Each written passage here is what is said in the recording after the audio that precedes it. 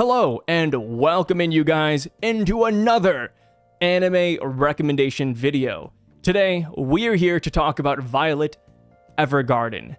I've been hearing about this anime for years now, but I just never really had the chance to check it out.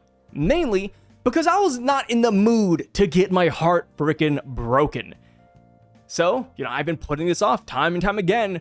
But just the other day, I finished Zenshu, and I was like, okay, what am I going to watch now? What am I going to watch? And then, of course, Netflix recommended Violet Evergarden, and I said, you know what? I think today's the day. Today's the day when I start this damn anime. And start it, I did. I binged all of it, all 13 episodes, their special episode, and the 2 movies in the span of 2 days. I consumed the hell out of it. So, here in the beginning segment of this video, I am only going to be spoiling the bare necessities, just in case you have not watched it yet, just in case you want somebody to kind of sell you on it. That is what I'm going to do. But be forewarned, because at the end of this video, I will be getting into spoilers. I will put disclaimers up here. I'll proclaim it vehemently, so just be aware of that. So, getting into it, to set the scene, Violet Evergarden is an anime about a girl named Violet Evergarden. Surprise, surprise! The main character's name is, of course, the anime title. The story takes place post-war. 2 countries were fighting for the longest time, but now the war is over, and we follow Violet as she tries to integrate herself into society. And that sounds easy for most people. If you're an actual veteran, you know that's not easy. But in most terms, it's like, okay, of course she just gets a job, she hangs out with her friends. Yeah, it's normal, it's simple. But here is where the issues arise. This girl only knows war. She didn't have a life before the war. She was an orphan. She has no family. She has no friends, nobody to go back to now that the war has ended. The only person she did have during the war was a guy named Major Gilbert, the man who took her in when she was an orphan, the man who essentially trained her to be the woman she is today. But here's the kicker. Of course, we're starting off sad, but we don't know what happened to Major Gilbert. Is he dead? Is he alive? We don't know. The only thing we do know is that he's not around. So during the final battle, before the war was declared over, they went to Fort Intense. And over there, Major Gilbert and Violet got ambushed by enemy forces. Major Gilbert got shot in the eye, and then somebody threw grenades at them. And yeah, they weren't looking too good. I mean, Major Gilbert, yes, lost an eye, lost an arm, crazy stuff. But Violet also ended up losing both of her arms as well. There were heavy casualties on their side. Violet made it out because somebody rescued her. They found her within the rubble. And since she was missing both of her arms, they did end up replacing them with mechanical ones. So Violet has these really cool mechanical arms. It's really freaking awesome. It's kind of like a cooler, more realistic version of FMAB, I would say. But yes, either way, Violet is trying to find out what to do now that she's free from warfare. So she ends up following Lieutenant Hodgins, who was a guy who kind of knew Major Gilbert and Violet beforehand. And he's like, hey, Major Gilbert, he would love for you to work with me. He said that if the war is over and he's not here anymore, he wants you to follow my lead. So she's like, okay, I guess I will. This leads her to a postal company, which sounds really random, right? Out of everywhere she could have gone, postal company. But yes, a majority of this anime is about delivering mail and typing out mail. So Violet becomes something known in this universe as a doll. A doll is essentially a woman who will listen to whatever you have to say, type it out into a letter, and then deliver it to whomever you want. It sounds really simple and sweet, and that's exactly what it is. You got anything from love letters to Congress letters to songs even. There is no real, border for what you can and can't write as a doll. So Violet ends up becoming one of these dolls, and she really struggles. Because, like I said, she's an orphan. She only knew warfare. So hearing people write love letters and saying, hey, can you take my words, make it really fancy, and send it to my lover? Violet struggles with this because she doesn't know emotions. And it sounds cheesy, and it is cheesy, but that's the main gist of the story. You follow this almost robotic-like person that has no emotions, and you watch them slowly transform into a full-fledged person by the end of the series. And one of the main things she constantly asks herself, her main goal is, one, of course, to find out about the Major, and two, to find out the meaning behind the Major's last words to her, which, believe it or not, as he's dying, he tells Violet that he loves her. And she's like, wait, I love you? Like, what the hell does that mean? Like, I don't get it. So, yes, Violet, throughout the whole course of the show, tries to uncover the words, or at least the meaning behind that I love you. And it's a really sweet story, and you get pretty much every tear-jerker scenario you can imagine. You got moms dying, and they want to write a letter to their kids or their family members. You got kids dying, and they want to write a letter to their parents. You got people with last wills, lovers who want to send letters off to their soldiers at war. You pretty much tackle every angle here. And of course, because all these topics are filled with emotions, Violet does come to understand love more and more as the season progresses. And it is just straight up a beautiful story. Yes, like I said, it's a little bit cheesy because Violet's walking around like, oh, what is love? What is love? What do you mean? Oh, you said this. I thought you meant this. She, for all intents and purposes, does not really feel human at the beginning. And that is the main point, right? Overall, I just really enjoyed it. I thought that this was a straight visual spectacle. Like, there wasn't a single shot in the show that didn't look immaculate. Everything was moving, flowing, the way they animated water, like they were straight up flexing during this entire stretch. I will say this though, this anime is not for everyone. While I really enjoyed it, it might even break my top 10, I can see a lot of people not liking this anime because it is very slow paced. It's absurdly slow paced.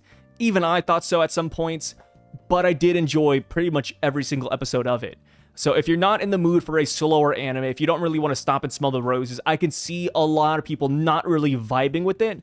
But if you are down for a nice, growth, romantic adventure, I would highly recommend this.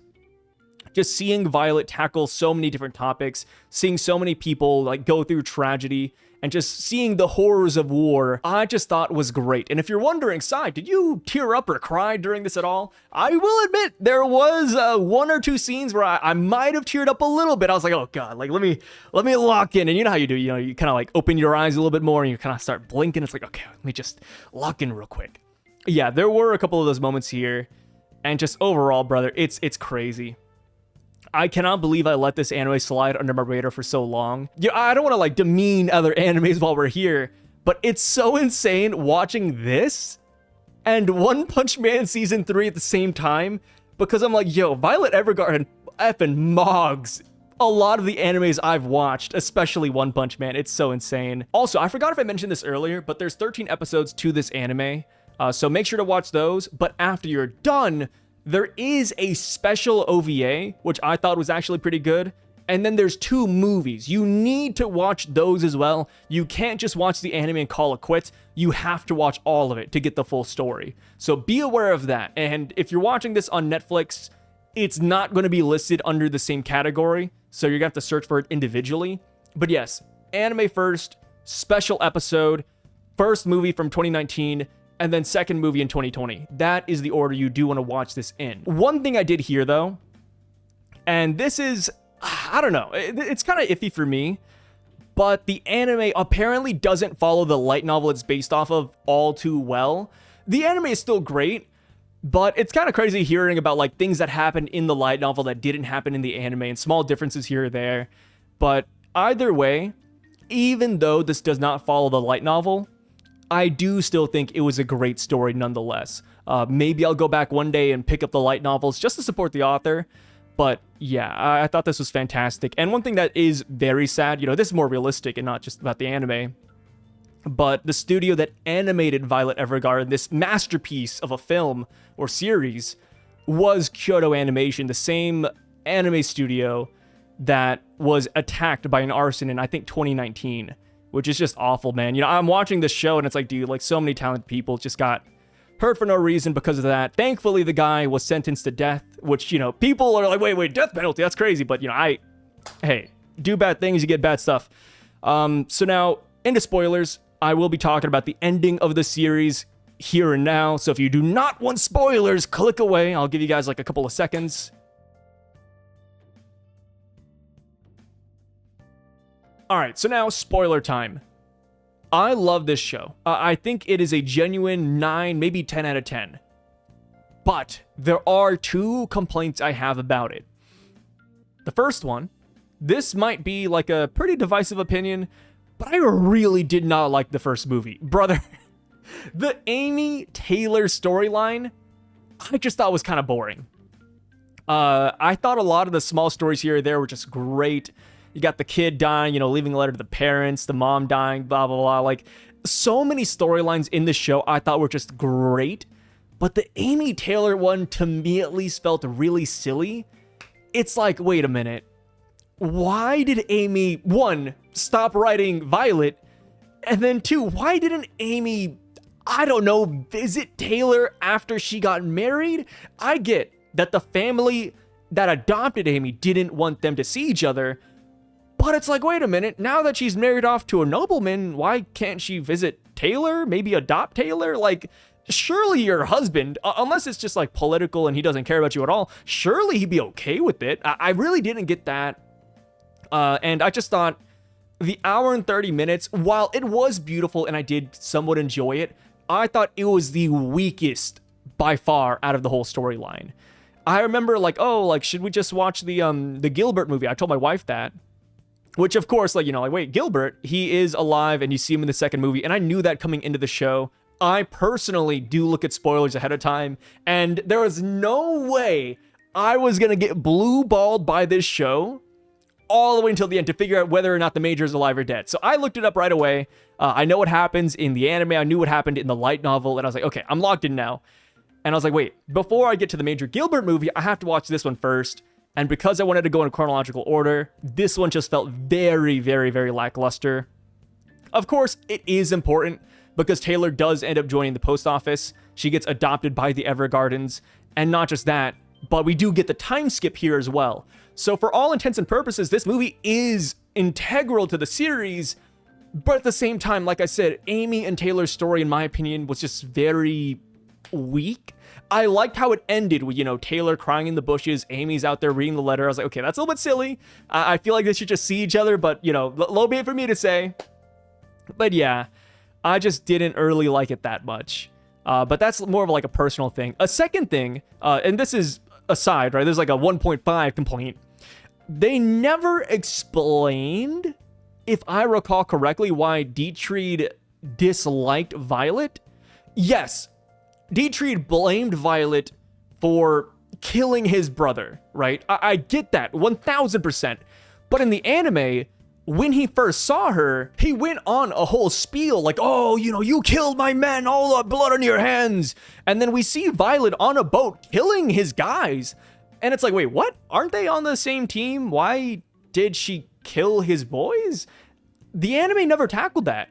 I was like, whoa, like she killed her own soldiers. Like, why is this going on? Anime never tackled it. I haven't looked it up yet to see if in the light novel there's like a difference there and she did do that. But the anime kind of just threw that in your face and then just never brought it up again. Even when you see Dietrich later in the show, he never mentions it. He just talks about how, he blames Violet for Gilbert. And I feel like that's very reasonable. I get it. But the beginning part, it's like, wait, like, are we just going to pretend like that never happened? Was that like a weird anime storyline that they were going to go down, but they just backtracked later? I don't know what's up with that. But also, shout out to Dietrich. I thought that he was the GOAT. I loved his character from the very freaking start. Well, maybe not from the very start, but after we first see him, I was like, yo, he's the GOAT. He's slowly changing. And then, of course, by the end of the series, he's like really just vouching for Violet. He sees Violet visiting his mother's grave. He sees his brother. He's like, hey, Violet, you got to see her, brother. Like, what the hell are you doing here? Great stuff from him. I love the development that a lot of these characters have. And I think he, by far, is just one of my favorites. Aside from Violet, of course. Right? Violet is like the easiest pick. Like, oh, I like Violet. But, aside from Violet, Dietrich, for me, A+. So now, my real second complaint, and this isn't even really a complaint, it's me being greedy. I really wish we saw more of Gilbert and Violet's relationship now that they're together. You know, after the movie rolls, I feel like we just needed like 1 or 2 episodes or maybe even another movie just about them. Because these guys, they've changed, right? I would have loved to hear Violet saying, hey, this island, you know, like, what are you doing here? And then, of course, he'll explain it. And then from Gilbert's perspective, I would love to see Gilbert realize that Violet is not the same girl from 4 years ago. She doesn't take orders anymore. She knows about I love you, which, you know, does explain it in the letter, but I wish you could see it firsthand and all the little things that she's learned in the past 4 years. I wish we saw that. I don't know if the light novel goes into that, and that's why they didn't do it here to, you know, promote the light novel. But yeah, I just feel like an episode or 2 of just Violet and Gilbert would have went a long ways. And then, of course, seeing Violet say goodbye to everybody at the post office, I think would have been great too. Or maybe Gilbert goes to the post office and he sees all of her coworkers and he thanks them. I just feel like there's so much we could have gotten. And it's like, yeah, like it's left up for interpretation, but I wish we could have seen it, man. I really do. And yeah, that right there is just what really grinded my gears personally, because I feel like there's so much they could have tackled. Like 2 people that haven't seen each other for 4 years, both of them have really changed. Bro, come on. And then, of course, they're taking the next steps of their lives, right? They want to live together. What is that like? I bet it wasn't easy at the beginning. I bet there's a lot of awkward moments. I feel like that would have been a straight banger to just have included. Yeah, man, it's just me being greedy. You know, my second complaint is just greed. You know, I want more. And also, I just want to add this in here at the end, but it's funny knowing that Gilbert was alive the entire time during this show, because I was trying to rationalize it. I was like, okay, Gilbert, he's alive, but he's not coming after Violet. What's up with that? And, you know, deep down, I was like, ah, damn, I hate Gilbert. Go see Violet. And of course, that's what everybody does say to Gilbert. But when we do get to him, he's like, yeah, I hurt her too much, man. She's better off without me. And it's such a simple, silly answer, right? It's like, dude, what are you talking about? And of course he does come to that realization, but that is a real thing. You know, if you've ever hurt somebody, sometimes you do look back at it and you're like, yeah, while you do want to go back, it's like you can't. Like you feel tied down. You have that guilt just building up inside of you. And it's like, yeah, like, while, you know, things could work, do you deserve it? You know, are you just going to hurt them again? And I surprisingly did resonate with Gilbert to an extent. I was like, oh, wow, like that's some real stuff. You know, I can't even hate it anymore. You know, 4 years, yeah. And then plus, because of 4 years, you know, Violet is now 18 years old, so it kind of works out even better. But yeah, man, overall, big fan of the whole family there. Dietfried, freaking Gilbert, Iris. I loved pretty much a lot of these characters by the end of the show. The only one I didn't really like was Hodgins, but that's just like a personal thing. Like, he had moments where I was like, oh yeah, let's go, where he's like, oh, I'm gonna kick down the door and get Gilbert out of here, or ooh, Violet, like you gotta go to that island, come on. But then there's certain scenes where he's like too overprotective, and then I'm just like, I don't know, man, let Violet live her life, brother. But yeah, aside from him, I pretty much enjoyed the entirety of the main cast and even the supporting cast. Like during the Gilbert movie, you switch POVs and you're like 100 years into the future when telephones and radios are everywhere, and of course the doll service is out of commission, and you follow, I believe, like the granddaughter of the girl we followed during season 1, and I just thought that was a great wraparound. Like, oh, like my grandma apparently received letters every birthday, and, you know, she got this done by a doll service, but, you know, nobody uses dolls anymore. And then this girl like goes on an adventure to find out. And then I just love the whole reveal of the ending stamp, and it's actually Violet. And you're like, yeah, by the way, she lived on this island, everybody loves her. So it tells you that, you know, Gilbert and Violet had a happy life. I thought that was great. Personally, though, the stamp was a little bit underwhelming.